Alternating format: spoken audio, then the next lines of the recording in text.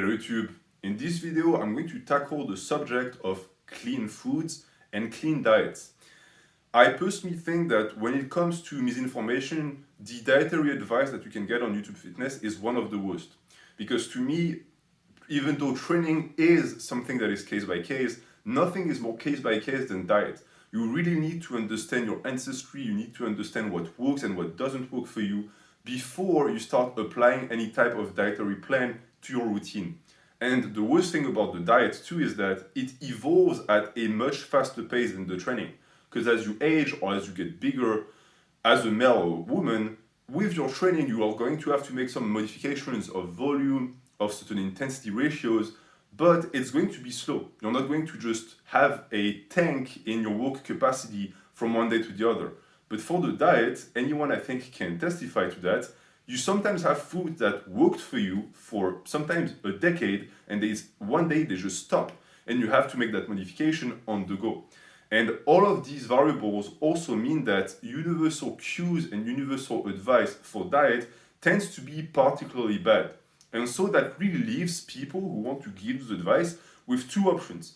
Either they're going to give completely generalistic advice, or they're going to be way too precise and they're going to have to go way too deep because they want to be able to present you with that new secret of diet that is going to make you lose pounds and is going to give you a six-pack. And the two of them are dangerous and they tend to be useless. The number one is what I would call a macrocentric approach. And that is for any bro YouTuber that wants to be able to look like they know what they're talking about for diet, and are going to mostly focus about macros. And the big bulk of these people focus on proteins because they know that most people have integrated in their brain that proteins equals gains, and therefore, if they push the protein meme, they're going to get your attention. How many people do you know are anxious about how much protein they get in their diet, even though it really is not necessary? When you get, and I'm not going to give any number here, but a relevant amount of protein in your diet, having 10 grams missing is not going to mean you're going to make no gains. And for the most part, most of the requirements and most of the advice I hear about the amount of protein that needs to be consumed is way overshot. It tends to be way too much. And the worst part is, most of YouTube Fitness is made up of novices who don't need that much protein because they haven't built the anabolic abilities of the body to actually use that protein. So it's just being cycled as extra calories pretty much, when having that type of extra calorie source is expensive, not the best for your body in terms of efficiency, and could just be replaced by carbs. But since the same people tend to sell supplements and like protein supplements way, they do want you to finish that pod that you bought as fast as possible. And so they want you on 200 grams of proteins a day when you weigh, 112 pounds, which is way too much.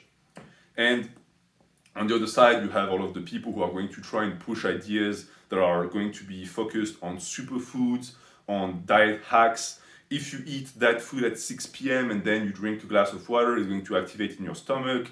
You hear people say that certain foods burn fat, that certain foods are going to boost your test, blah, blah, blah. While some of that can be true, and I will make a full video about that, I personally believe that diet has very little incidence on your ability to pack on muscle. Because once you've understood what works for you and you've hit a balance in terms of macros, it's smooth sailing from there on. What really matters is your training. And so anyone who says that it's 80% diets, to me, either misunderstands the equivalence between diet and training, or just doesn't know what they're talking about. Or is on steroids, and in this case, yes, it's 20% training because the drugs do most of the work. But what I really want to focus on here is that middle ground, because all of that creates a lot of uncertainty. And so you have a lot of discussion surrounding what is a clean diet? What could be described as a clean diet? And there's a lot of back and forth. And it's the reason why I just introduced those two camps, is because the idea of camps and of ideologies is central to YouTube Fitness. So now, I personally see two distinct teams. You have the teams of people who say that yes, clean foods exist and they are necessary for gains and for health. And you have the team that says no, there is no such thing as clean foods, And anyone who says otherwise is brainwashed and has an eating disorder. And they're both, pulling on the rope because they want people to believe them, because they're going to then have them follow what their advice is and potentially sell them something. And that discussion is very interesting to me. The issue is that, of course, there's a lot of emotion involved in it, and so no one can come to clear conclusions. My advice is going to be pretty simple when it comes to clean foods. I would encourage you to stop looking at macros and start looking at micros. Completely disregard calories. It's not really relevant to that discussion. The reason why I say that is because a lot of people are going to say that a calorie is a calorie, and they're not wrong. A calorie is indeed a calorie, but what is attached to the calorie is very important. And it's to also go back to the entire macro principle. I also want you to sort of put macros to the side, because the same individuals are going to use macros as an excuse to explain why certain foods are not that bad, and that the idea that a food is clean simply because it has certain macros is not receivable. So you'll have the same people who are going to say that you can have a large amount of fats and a large amount of protein in junk food, and that just because it is called junk food doesn't necessarily mean it is junk food, because if you just look at the macros or if you look at the calories, it can be compensated somewhere else. And the big meme or the big underlying excuse or example that I hear all the time is that you can lose weight on a junk food diet. You can lose weight on something that is not a clean diet, and therefore, why would you even go on a clean diet? And that is scientifically, of course, correct, because you lose weight when your body is in a caloric deficit, regardless of what you put in the body. Now, I would encourage you again to look at the micros, I don't even know how to pronounce that in English, I think it's micros, when these people tell you that. Because in truth, if you compare something like a bunch of potatoes or chocolate cake, okay, they both have carbs, they both have a lot of calories, so what is the difference between the two? If you just look at it from the surface level, there is no difference.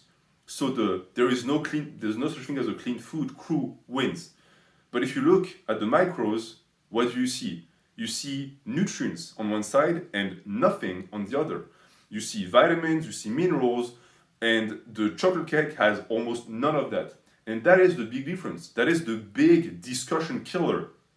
It's that. It's those small things that are actually the most important, because they are critical for your health and they are critical for your gains.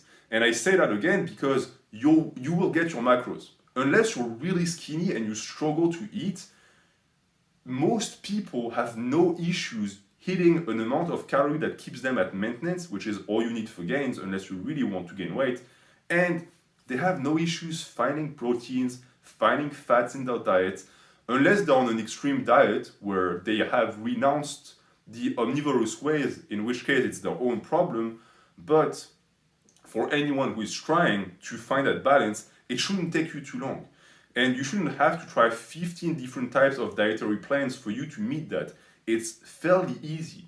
What is not going to be easy, however, is meeting the amount of vitamins and minerals your body needs if you have a diet full of junk food.